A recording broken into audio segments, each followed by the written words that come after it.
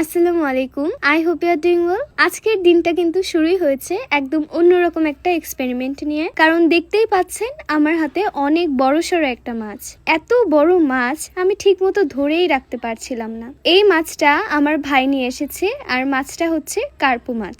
সত্যি বলতে এত বড় মাছ বাসায় আসলে পুরো বাড়ির মধ্যেই একটা আলাদা আনন্দ কাজ করে। সবাই মিলে মাছটা দেখলাম আর আমি ভাবছিলাম আজকে এটা দিয়ে কি রান্না করা যায়। তো মাছ কাটাকুটি শেষ করে আমি ফ্রেশ হয়ে রান্না করতে চলে আসলাম। আর তখন আমার মা আমাকে একটা চ্যালেঞ্জ দিল।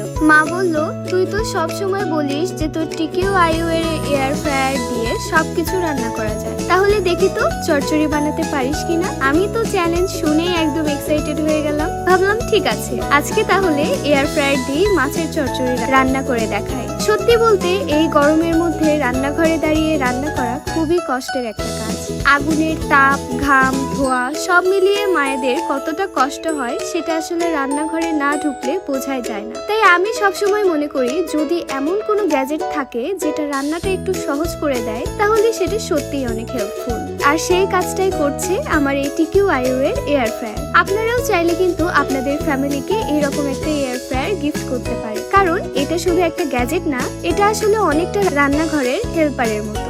এখানে শুধু টাইম আর টেম্পারেচার সেট করে দিলেই হলো। তারপর আপনি নিশ্চিন্তে আপনার অন্য কাজ করতে পারবেন। বারবার চুলার সামনে দাঁড়িয়ে থাকতে হবে না, পোড়ার ভয় নেই, ওভারকুক হওয়ার টেনশন নেই। একদম পারফেক্ট ভাবে খাবার রেডি হয়ে যায়। তো আজকের চচ্চড়ি রান্নাটা করার জন্য আমি খুব বেশি কিছু ব্যবহার করিনি, শুধু পেঁয়াজ, কাঁচামরিচ, হলুদ, লবণ আর মাছের চাকাগুলো ছোট ছোট আর পাতলা করে কেটে নিয়েছিলাম, আর একটু তেল দিয়েছিলাম। তারপর সবকিছু সুন্দর করে মেখে সরাসরি এয়ার ফ্রায়ারের ভিতর দিয়ে দিয়েছি। মজার ব্যাপার হচ্ছে আমি কিন্তু একদমই কোনো পানি ব্যবহার করিনি। ভিডিওতে যেমন দেখছেন, অফ ক্যামেরাতেও আমি এক ফোঁটা পানিও দিইনি। একদম ডিরেক্ট সবকিছু মিক্স করে তুলে দিয়েছিলাম। তারপর কিছুক্ষণ পর একবার নাড়াচাড়া করে দিয়েছিলাম যেন সব পাশেই সুন্দরভাবে কুক হয়। আর সত্যি বলতে আমি নিজেও ভাবিনি এত সুন্দর হবে। দেখতে ঠিক যেমন চুলায় রান্না করা হয়, টেস্টও একদম সেম টু সেম। কিন্তু পার্থক্য শুধু একটাই, চুলার সামনে দাঁড়িয়ে কষ্ট করতে হয়নি। আমি কিন্তু মাছ খুব একটা পছন্দ করি না, কিন্তু আজকের এই চচ্চড়ি রান্নাটা এত বেশি টেস্টি হয়েছিল যে আমি নিজেই বসে খেতে শুরু করে দিয়েছিলাম। আজকের মতো এখানেই শেষ করছি। সবাই ভালো থাকবেন, সুস্থ থাকবেন। আল্লাহ হাফিজ।